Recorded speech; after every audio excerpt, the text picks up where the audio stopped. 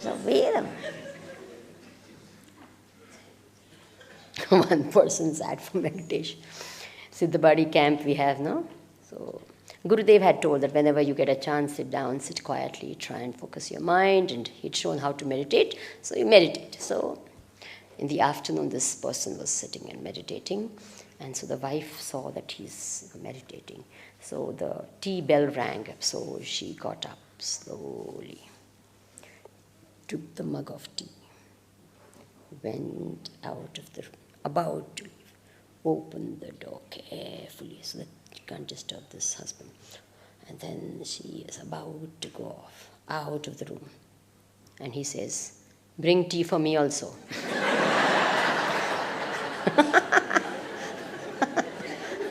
And here in this meditation, I am that supreme truth, beyond all limitations. And I tell you. Okay, so now if we have understood the speed of the mind is terrific, it is this. They say when we are born, this is Vedantic philosophy says that all of us, all human beings are born in this world with 3 manufacturing defects. What?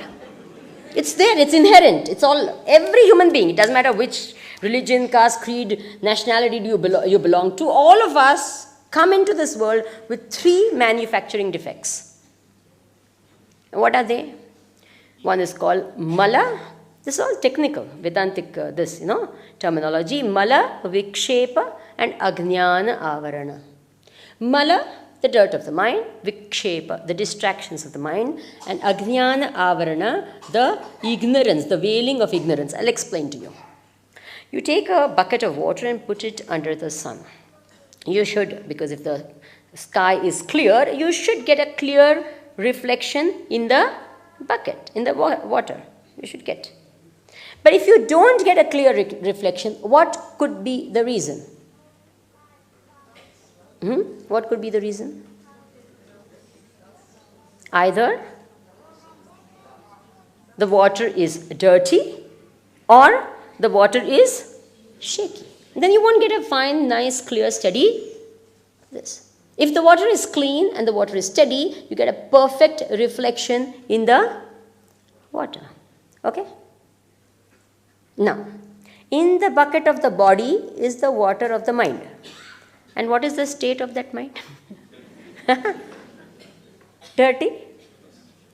I tell you, I say the best thing in the world that Bhagavan ever did was that we can't read each other's mind. Do you agree? Because if we could read each other's mind, no 2 people will sit next to each other. Agreed? And husband and wife relation is impossible if you could read each other's mind. Impossible, I tell you. Impossible. Outside they'll say, "I love you, darling." Andar hota hai, kab mar jaye to acha hai, main chhoot jaun. I tell you, but whether others know your mind or not, you know your mind, isn't it? Others may not know, but you know what it is. Any doubt? Kama, krodha, lobha, moha, mada, matsarya, all types of things, likes and dislikes and vasanas and greed and passion and everything. Sometimes very sublime thoughts come. And the next second, some ridiculous, petty, useless thinking. Is it true or not? So, mala, no doubt. Then, vikshepa, distraction. Oh God, how much distraction? You already described. You're just like... That is why when they chart they do a mapping, like a halo. And they find everyone's, except for people who are in samadhi or in deep absorption state, everyone, our halo is all haywire. It goes, because, our mind is like, you're there, 100 things the same time. So, mala, vikshepa. And the third, ajnana avarana. Ajnana means ignorance. We don't really know our true nature. We think ourselves to be this finite body, the finite mind, and therefore this is there as part of our personality.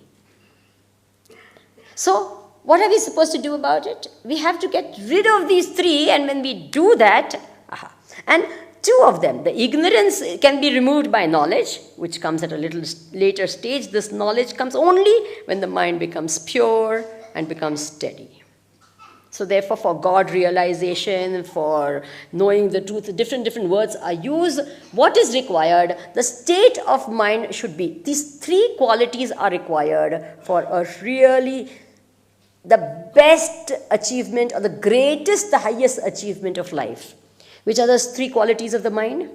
Shuddhata, Ekagrata, and Sukshmata. Shuddhata, purity of mind. Ekagrata, concentration of the mind. And Sukshmata is subtlety of the mind. All these three must be there for God realization, self-realization, moksha, liberation, whatever you want to call it. Okay? Even for worldly happiness, for relative happiness in this, you need to have Shuddhata and Ekagrata. Do you agree? A distracted mind never succeeds even in worldly matters. Forget about spiritual matters. Now, let's analyze the mind a little more so we can understand how to deal with it. Now, for the sake of understanding, the mind, because of its different functions, is divided into four. Yesterday we saw one categorization of the four. This is a different one. It is because of the different functions of the thoughts. It's divided into mana, buddhi, chitta, ahankara. Mana, mind. All the four together are called technically antahkarana. What are they called? Antahkarana means inner instrument. But normally, most in a layman language, these four things are called mind. Okay? But if we get a little deeper into it, this thing which we overall call mind, technically called antahkarana, inner instrument, is divided into mana, mind, buddhi, intellect, chitta, memory, and ahankara, ego. And here the word ego does not mean pride. I'll explain what it means when we come to it. Mana. Now here the mana means the perceptive part of the mind. It perceives, like the eye, it goes in. Then the thinking, deciding, judging, recognizing, understanding, all this is part of the intellect. Have you understood the difference in the functioning? Right? The understanding of it, the cognition of it, the recognition of it, all that is what? The intellect. But this will not happen when I perceive, like this is a watch. In this what happened? The perception part took place. Then this perception went into your memory. The memory came into the picture where such an object is called a watch. And the intellect recognized this is a watch. Have you got this point?